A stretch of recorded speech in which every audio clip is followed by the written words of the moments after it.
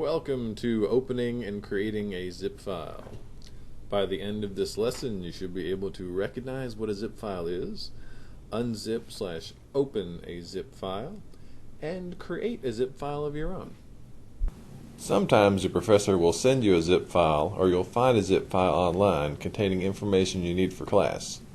A zip file is a compressed archive file that either holds a group of files or holds one file that is compressed, which means it takes up less space than usual on the hard drive. You can think of it as putting files in a folder which can be manipulated as if it were a single file. When you open this zip file, which is also called unzipping it, you retrieve all the files inside the zip file and unzip them to a specific location on your computer. Creating a zip file can be useful when you want to send someone multiple files at once, or when a professor wants to make several files available but wants you to be able to download them all with one click. You can identify a file as a zip file by the .zip file extension. The icon for a zip file is typically a folder with a zipper on the side.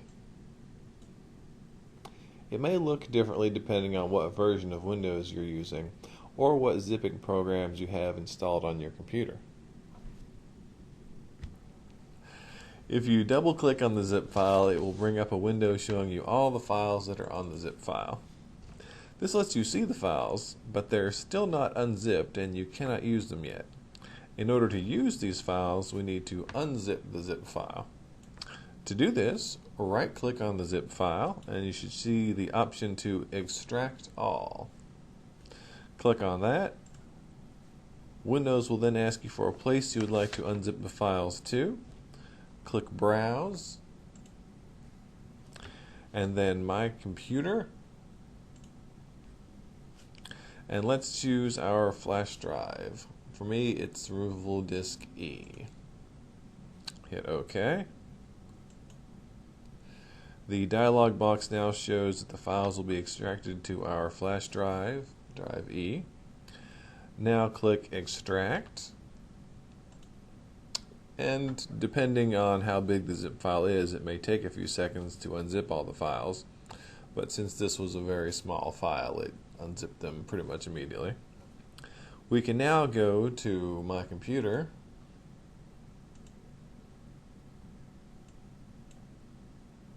go to our removable disk, and we see that all of the files are now on our flash drive. It's fairly simple to make a zip file from a group of files on your computer. Let's say we have 5 Word documents on our desktop. We can click and drag to highlight all 5 documents, then right-click on one of the documents. On the menu that appears, we choose Send To, Compressed Zipped Folder. Left-click on that. This will create a zip file at the same location that contains all the files you had highlighted. It will name the zip file the name of the file that you right-clicked. You can now move all these files at once by moving this zip file to a flash drive, or you can add it as an attachment to an email. If we double-click on it, we can see that it contains all 5 of our files. Before we end our lesson, let's go over the key terms we learned. Archive. An archive is one file that contains a group of files. Compressed file. A compressed file is a file that has been saved in a format that takes up less disk space than a normal file. Zip file. A zip file is an archive file that is commonly used to transport multiple files at once or to compress large files. Extract files. To extract files means you make copies of all the files inside of an archive file, like a zip file, and save them to a new location. Today we learned what a zip file is and how to open one. We also learned some uses for zip files and how we can easily create them for ourselves.